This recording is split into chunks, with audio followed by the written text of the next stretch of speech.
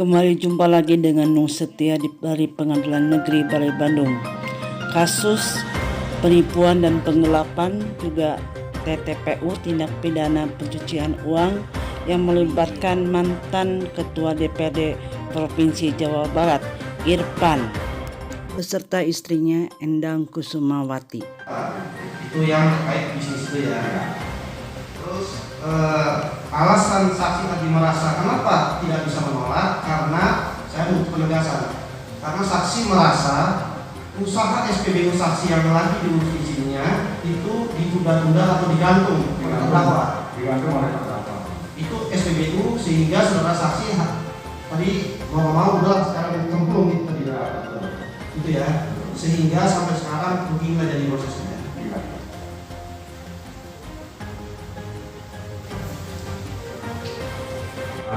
Perjalanan perkenalan saya dengan Bapak harusnya ibu bertanya pada suami. Bu, menjawab saja saudara itu loh, menjawab ya. Ya ada urusan SPBU yang dipergunakan oleh Irfan. Jawabannya dalam urusan SPBU.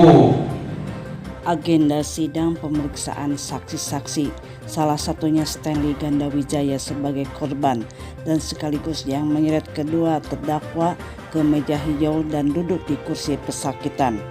Ketua Majelis Hakim Dwi Sugianto Sarjana Hukum memeriksa saksi korban dengan teliti dan lugas. Terdakwa dan korban bertetangga. Bisnis investasi di bidang tanah ini untuk dijadikan SPBU di berbagai tempat seperti Sukabumi, Karawang, Cirebon, dan Pelabuhan Ratu. Ibu Stanley, Ibu Afong sama Dadang, ada pertanyaan nggak? Nggak. Kalau nggak ada, atas keterangan 3 orang saksi ini gimana? Ada pertanyaan. Oh, ada pertanyaan ke siapa? Ibu Siapa? Ibu siapa? Oke, pertanyaannya apa? Ibu, kita memang belum kenal. Maafkan saya kalau itu sampai berkorban waktu. Pertanyaan saya, artinya rekapan yang diberikan Pak Stanley saya itu hasil kerja ibu, betul atau tidak? Terima kasih. Rekapan yang diberikan kepada terdakwa. Oh, pernah memberikan rekapan kepada terdakwa. Itu hasil kerja Ibu Siapong atau orang lain? Hasil kerja saya, yang mulia. Hasil kerja Bu Siapong. Terima kasih. Oke, ada pertanyaan lagi nggak? Tidak ada. Oke.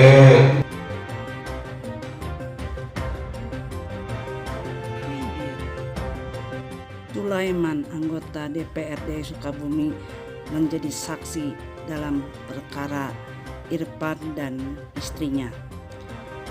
Beberapa kali hakim menegaskan bahwa Sulaiman adalah sebagai maklar sekaligus jadi anggota dewan Dan pengusaha. Nah, itu semua punya kepentingan. Ya, terima kasih ya. Sebentar, saudara. Pak Irfan. Ya, yang mulia. Saya tanya nggak kenal pasti sama Pak Iskandar ini. Kenal nggak? Tidak, yang mulia. Oke. Terus keterangannya itu tadi saudara mengerti nggak? Mengerti, yang mulia. Kabiro Pengadaan Barang dan Jasa Provinsi Jawa Barat Iskandar sebagai saksi. Dia melihat dalam LPJ Kabupaten Kota tahun 2013 sampai tahun 2019 ada yang janggal, yaitu di mana ada tender tidak pernah dilaksanakan senilai 18 miliar hingga saat ini. Walaupun demikian, dia tidak menaruh curiga entah itu sudah cair ataupun belum, karena dia ataupun Iskandar ini baru duduk sebagai Kabiro Provinsi Jawa Barat dalam pengadaan barang dan jasa.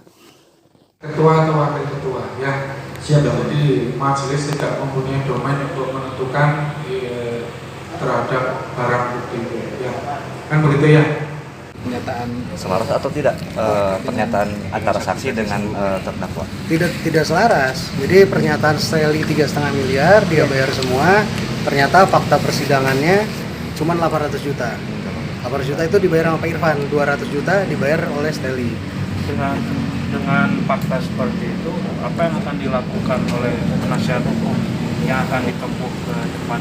Oh, kita belum pikirkan untuk upaya hukum selanjutnya. Cuman kita masih terus menggali dari saksi-saksi fakta nanti.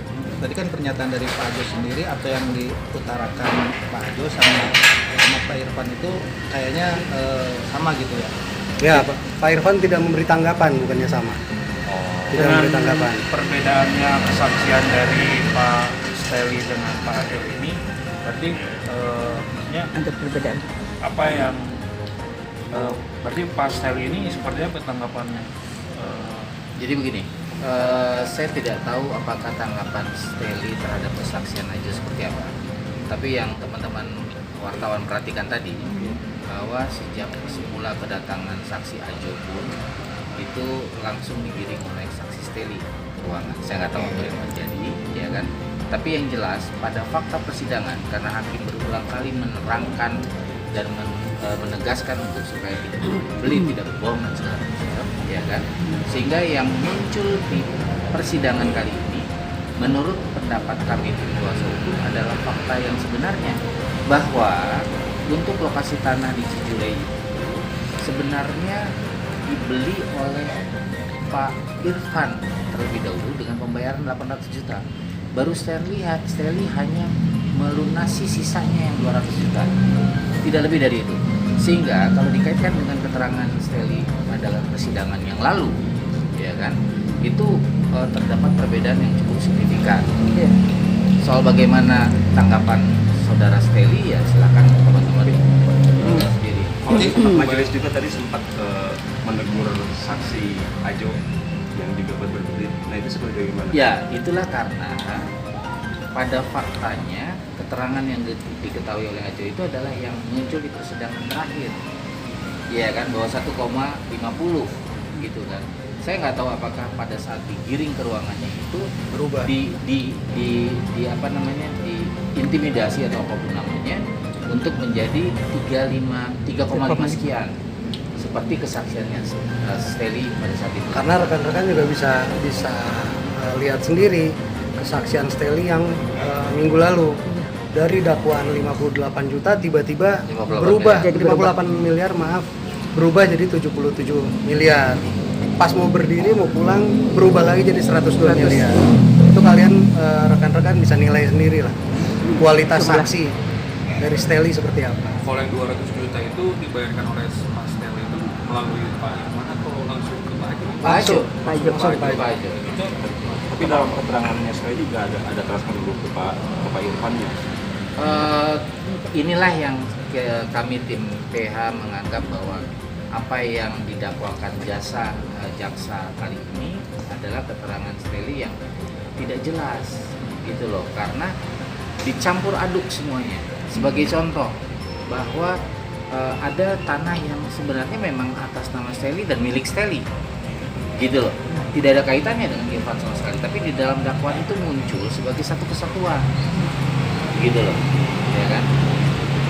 Itu yang membuat kita masih wait and see kira-kira apalagi keterangan saksi yang akan terkuat di persidangan, kira begitu. Tapi kalau untuk sementara mendengar kesaksian dari para saksi, adakah membuat keuntungan atau dari terdakwa sendiri nggak? Ya, jelas begini. Meringankan begitu? Ya, jelas begini. Mulanya mereka adalah yang sudah pasti adalah saksinya jaksa yang harusnya menguatkan dakwaan jaksa. Tapi pada kenyataannya semuanya itu jadi berbalik. Sebagai contoh, saksi Idot itu diminta oleh majelis hakim untuk hadir kembali dengan catatan sumpah hari Senin kemarin tidak dicabut. Teman-teman bisa bayangkan bagaimana statement trust dan hakim gitu loh. Itu semata karena ada keterangan yang tidak konsisten gitu loh, sehingga membuat pertanyaan hakim lebih jelas lagi. Ini ada sesuatu yang disembunyikan oleh para saksi. Kalau pertanyaannya menguntungkan atau tidak, pada akhirnya akan menguntungkan kita. Gitu. Tapi Pak, itu sesuai BAP kan Pak? Udah diparaf lagi. Sudah. Iya. Sudah. Ya, kira-kira ya. Siap. Terima kasih.